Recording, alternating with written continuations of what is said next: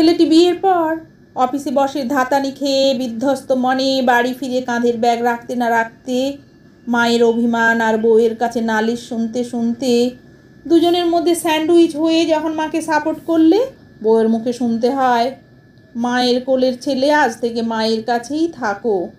আর বউকে সাপোর্ট করলে যখন মায়ের কাছে শুনতে হয়, এত কষ্টে ছেলে মানুষ করেছি, এই দিন দেখব বলে। হা ভগবান, দিন দিন ছেলেটা স্ত্রৈণ হয়ে যাচ্ছে। তখন প্রচণ্ড কষ্টে আর বিরক্তিতে প্রতিদিনের নিরুপায় মানুষটা ব্যালকনিতে বসে বুকের ভিতর কাউকে খুশি করতে না পারার এক অপদার্থ মানুষের অস্তিত্ব অনুভব করে চিৎকার করে কাঁদতে চায়। কাঁদতে পারলে হয়তো হালকা হতে পারত, কিন্তু পুরুষ মানুষ তো, অতএব ভেতরে ভেতরে পুড়তে থাকে সে প্রতিদিন। ছেলেটি যখন মধ্যবয়স্ক মেয়ের বাবা, মেয়ের বিয়ের পরের দিন বিদায় বেলায় মেয়ে আর মেয়ের মায়ের কান্না সামলেছেন শুকনো চোখে, কিন্তু কেউ জানে না মেয়ের বিয়ের কথাবার্তা শুরু হওয়া থেকে বিয়ের দিন যত কাছে এসেছে ভেতরে ভেতরে তিনি কতটা অসহায়ভাবে অস্থির হয়েছেন আদরের মেয়েকে অন্যের ঘরে পাঠানোর কষ্টে। কিন্তু তিনি তো মেয়ের বাবা, তাই ভেতরে ভেতরে নিরুপায় বাবা সবার সামনে রাশভারী ভাব দেখিয়ে চাপা দিয়েছেন নিজের অব্যক্ত কান্নাকে। সবাইকে সামলাতে গিয়ে অভ্যেসের বশে বারবার গলার কাছে জমে থাকা বাষ্পকে ঠেলে দিয়েছেন নিজের ভেতরেই। ছেলেটার যখন বছর 8 বয়স, স্কুলের এক বন্ধু তাকে মজা করে ঠেলে ফেলে দিয়েছিল বেঞ্চ থেকে। পা উল্টে মেঝেতে চিত হয়ে পড়েছিল ছেলেটা। অনেক বন্ধু তার এই পড়ে যাওয়াটা বেশ মজা হয়েছে ভেবে হা হা করে হেসে উঠেছিল। ছেলেটার মাথাটা সজোরে পেছনের বেঞ্চে লেগে ফুলে গেলেও ফেটে যায়নি। ছেলেটার মা সবসময় বলতো, ছেলেদের অল্প ব্যথা সহ্য করতে শিখতে হয়, অত কাঁদতে নেই বাবু।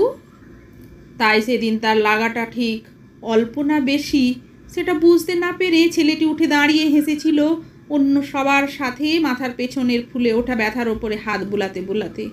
কিছুতেই নিজের চোখে জল আসতে দেয়নি সে। ছেলেটার যখন 18 বছর বয়স, এই বয়সে ছেলে মেয়েদের মনে পৃথিবীর মধ্যে সব থেকে প্রিয় আর কাছের জন বলতে তখন বন্ধুরাই হয়। উদ্ধত যৌবনের প্রথম ভালোবাসার ছোঁয়া তখন ছেলেটির মনে। বছর খানেক ধরে বলবো বলবো করেও বলা হয়নি পছন্দের মেয়েটিকে ভালোবাসি শব্দটুকু। ছেলেটি ভীষণ আশায় প্রিয় বন্ধুকে নিজের মনের গোপন ভালোবাসার কথা জানাতে গিয়ে থমকে গিয়েছিল এই শুনে যে বন্ধুও তার ভালোবাসার মেয়েটিকে খুব ভালোবাসে। তার বলার আগে তার বন্ধু খুব আবেগের সঙ্গে তাকে বলেছিল, মেয়েটিকে না পেলে মরেই যাবে সে। কিংকর্তব্য বিমূঢ় হয়ে শেষ পর্যন্ত সেদিন ছেলেটা তার সুপ্ত প্রেম মনের মধ্যে চেপে তার প্রথম ভালোবাসাকে বন্ধুত্বের জন্য বলি দিয়েছিল নির্দ্বিধায়, কিন্তু ঠোঁটের কোণে সব সময় ধরে রেখেছিল তার অম্লান হাসি। কাঁদেনি তখনও, যখন ওদের সাথে তৃতীয় ব্যক্তি হিসেবে থেকে প্রতিদিন ওদের প্রেমের সাক্ষী হতে হয়েছিল। নিজের ভালোবাসা অন্যের হাতে তুলে দিয়ে মন পুড়েছিল তার প্রতি মুহূর্তে, কিন্তু চোখে জল আসতে দেয়নি সে। কারণ ছেলেদের তো কাঁদতে নেই। ওই ছেলেটার যখন বছর 25 বয়স, সেদিন বাসের মেয়েটা যখন তাকে ঠাস করে চড় মেরে অসভ্য ইতর বলে সবার সামনে চেঁচিয়ে উঠেছিল, আর বাস ভর্তি আশেপাশের লোকগুলো ভুরু কুঁচকে তার দিকে তাচ্ছিল আর ঘৃণার দৃষ্টিতে তাকিয়েছিল, সেদিন ছেলেটা বলতে গিয়েও বলতে পারেনি। একটু আগেই বাসের সামনের দিকে একটা মেয়েকে সে নিজের সিট ছেড়ে বসতে দিয়ে নিজেই দাঁড়িয়ে যাচ্ছিল। আসলে সে ওইভাবে ওই মেয়েটার গায়ের ওপরে পড়তে চায়নি, কিন্তু এমনভাবে বাসটা হঠাৎ ব্রেক কষলো যে ওর টাল সামলাতে পারেনি। উচিত ছিল, অবশ্যই উচিত ছিল নিজেকে সামলে নেওয়া, কিন্তু পারেনি সে। প্রতিবাদ করলে এখন কেউ বিশ্বাস করবে না ভেবে অসহায়ভাবে চুপ করেছিল ছেলেটি। বাসের মধ্যে কোনো একজন পুরুষ বলে উঠেছিল, এদের মতো কুলাঙ্গারদের জন্যই সব ছেলেদের নাম নষ্ট হয়। শুনে ছেলেটি ভিতরে ভিতরে কেঁপে উঠেছিল। সেই মুহূর্তে ভীষণ অপমানে চোখ জ্বালা করে উঠেছিল তার। চোয়াল শক্ত হলেও চোখে জল আসেনি তার, কিন্তু ভেতরটা গুমরে কেঁদেছিল অনেক দিন পর্যন্ত। ছেলেটি বিয়ের পর অফিসে বসে ধাতানি খেয়ে বিধ্বস্ত মনে বাড়ি ফিরে কাঁধের ব্যাগ রাখতে না রাখতে মায়ের অভিমান আর বউয়ের কাছে নালিশ শুনতে শুনতে দুজনের মধ্যে স্যান্ডউইচ হয়ে যখন মাকে সাপোর্ট করলে বউয়ের মুখে শুনতে হয়, মায়ের কোলের ছেলে আজ থেকে মায়ের কাছেই থাকো। আর বউকে সাপোর্ট করলে যখন মায়ের কাছে শুনতে হয়, এত কষ্টে ছেলে মানুষ করেছি, এই দিন দেখব বলে? হা ভগবান, দিন দিন ছেলেটা স্ত্রৈণ হয়ে যাচ্ছে। তখন প্রচণ্ড কষ্টে আর বিরক্তিতে প্রতিদিনের নিরুপায় মানুষটা ব্যালকনিতে বসে বুকের ভিতর কাউকে খুশি করতে না পারার এক অপদার্থ মানুষের অস্তিত্ব অনুভব করে চিৎকার করে কাঁদতে চায়।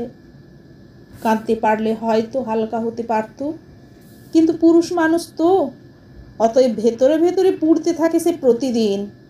ছেলেটি যখন মধ্যবয়স্ক মেয়ের বাবা, মেয়ের বিয়ের পরের দিন বিদায় বেলায় মেয়ে আর মেয়ের মায়ের কান্না সামলেছেন শুকনো চোখে, কিন্তু কেউ জানে না মেয়ের বিয়ের কথাবার্তা শুরু হওয়া থেকে বিয়ের দিন যত কাছে এসেছে, ভেতরে ভেতরে তিনি কতটা অসহায়ভাবে অস্থির হয়েছেন আদরের মেয়েকে অন্যের ঘরে পাঠানোর কষ্টে।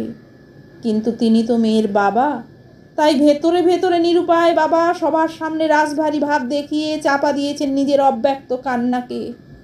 সবাইকে সামলাতে গিয়ে অভ্যেসের বশে বারবার গলার কাছে জমে থাকা বাষ্পকে ঠেলে দিয়েছেন নিজের ভেতরেই।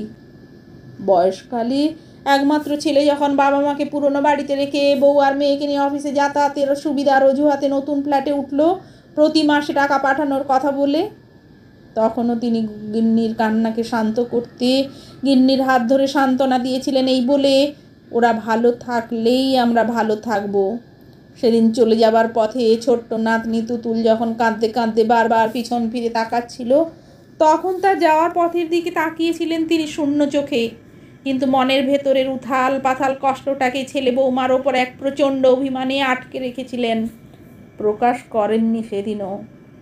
আর কান্না, সে অভ্যেস পুরুষ মানুষদের কোনো কালেই তৈরি হয় না যে নিজের মৃত্যু শয্যায় পাশে বসে থাকা স্ত্রীর হাত নিজের মুঠোর মধ্যে নিয়ে যতক্ষণ জ্ঞান ছিল ভেবে গেছেন আমি চলে গেলে ওর কি হবে।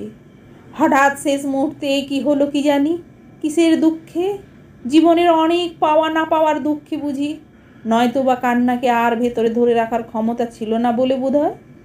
শেষ নিঃশ্বাস ফেলার আগে বুকের ভেতরে জমানো বাষ্প জল হয়ে চোখের কোণ বেয়ে গড়িয়ে পড়েছিল কয়েক ফোঁটা। সেদিন, সেই শেষ দিন কেঁদেছিল মানুষটা।